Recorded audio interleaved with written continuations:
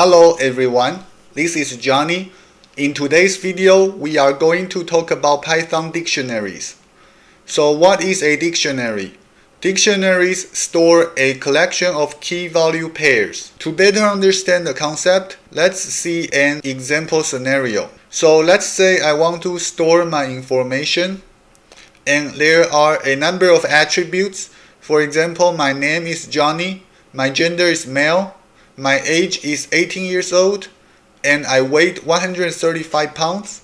Whether I'm attractive or not, yes, I'm attractive.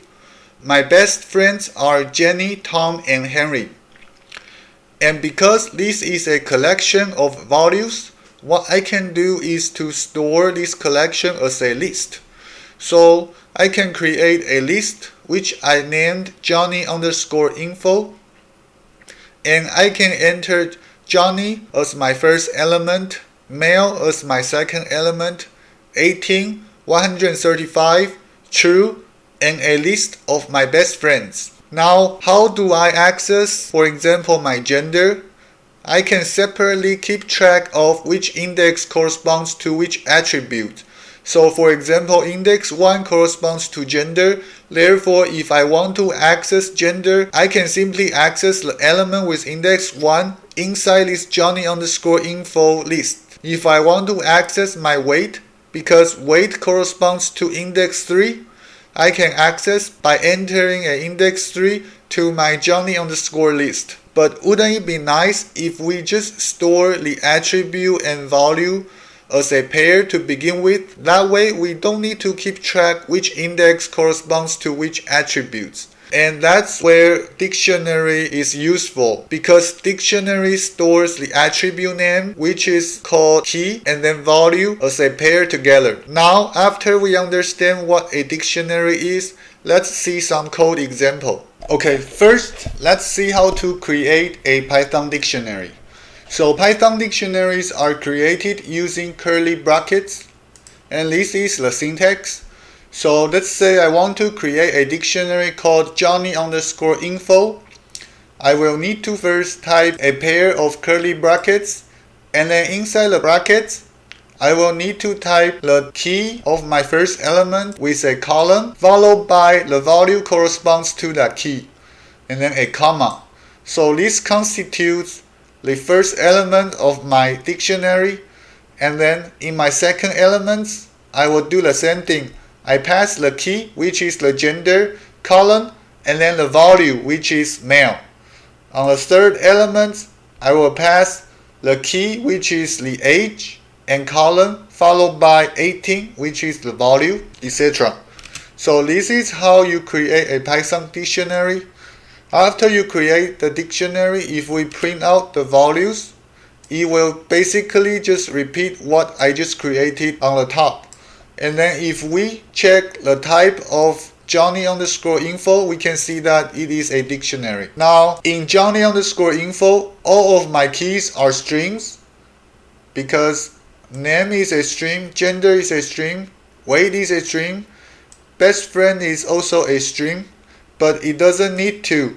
You can have an integer or a float as well. So over here, I create a dictionary too, which has two elements. First element has a key of integer, and second element has a key of float. Also, Boolean values can be used as key as well. So in this dictionary 3, the key for the first element is true, the key for the second element is false, and then the key for the third element is an integer. Now, after understand how to create a dictionary, let's talk about how to access dictionary values. So to access, we simply need to pass in the key inside a square bracket. So for example, if I want to know what's the value corresponds to the name, I just need to pass Johnny_info square brackets and then a name inside. To access the best friends of Johnny, we simply do the same thing. Johnny_info with a square brackets, and then inside the square brackets we enter the key, which is the best friends. Similarly, for dictionary 2, if we access the key for 1.1, we will get its value, which is 1.1. If we access the true inside dictionary 3, we will get a yes. Using square bracket is one way to access the value of a dictionary. Another method is to use this .get method. It's very similar, so instead of square bracket, you just need to pass in .get method with a round bracket, and then inside your round bracket, you enter the name of the key. So very similarly, .get name will get Johnny. .get best friend will have the list of my best friends.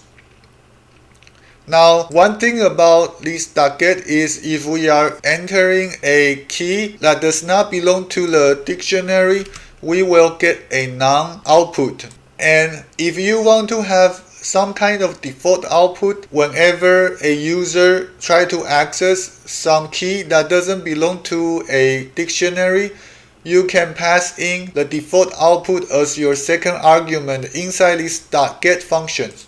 So for example, now if we type test as my first argument and default output as my second argument and execute this code, because this test is not one of the key, therefore the default output will be printed out. After understanding how to access dictionary values, let's now talk about how to access dictionary keys. To output all the keys of a dictionary, we simply use this .keys methods. So now this Johnny underscore keys will have all the keys inside the Johnny underscore dictionary. If we print out the keys, we can see that all the keys are listed here. And then the type of these Johnny underscore keys is a dictionary keys. But what happens is you cannot access the elements of this dictionary keys data type using index. You will get an error. But what you can do is to convert these dictionary keys into a list by passing in this list function. And then after that, you can access each element as you wish. So for example, the first element is name. The second element is gender, etc. Now let's talk about how to change some of the values. Let's say Jenny refused my invitation to dinner, so therefore she is no longer my best friend. I want to remove her from my best friends list. What I can do is simply say Johnny underscore info best friends equals to now just Tom and Henry. After I do that, you can see my dictionary has been updated. Jenny is no longer one of my best friends. Another example is, let's say next year, this time, I will turn 19. So I will change my age to 19. And after I do that, you can see that my age has been changed to 19 in this dictionary. Okay, let's talk about how to add dictionary items. So now Jenny becomes my worst friend. Therefore, I will need to create another key which is called worst friends. And then inside this worst friends, Jenny will be one of my worst friends. I will also create a new key which is called hobby. And the value is play tennis. After I do that, you can see Johnny underscore info has been updated. We now have two more key value pairs. One is the worst friend, another one is hobby. Lastly, let's talk about how to remove dictionary items. So for example, if I want to remove the key value pairs corresponds to my weight, I can simply use this del Johnny square bracket weights. After I do that, the weight key value pair has been removed. I can also do the exact same thing with these .pop methods. So in this case, I will be removing the key value pair corresponds to age. So after I do that, the age also disappears. There is another method called .pop item. list.pop item automatically remove the last element of your dictionary. In this example, the last element will be hobby. So after I do that, you can see the last element, hobby, play tennis, has been removed. There is a method called .clear. This .clear simply remove all the key value pairs inside your dictionaries. So after I do that, you can see my dictionary now is empty. Going back to this del command, if I use del and then my entire dictionary without passing any key, then this command will delete my dictionary completely.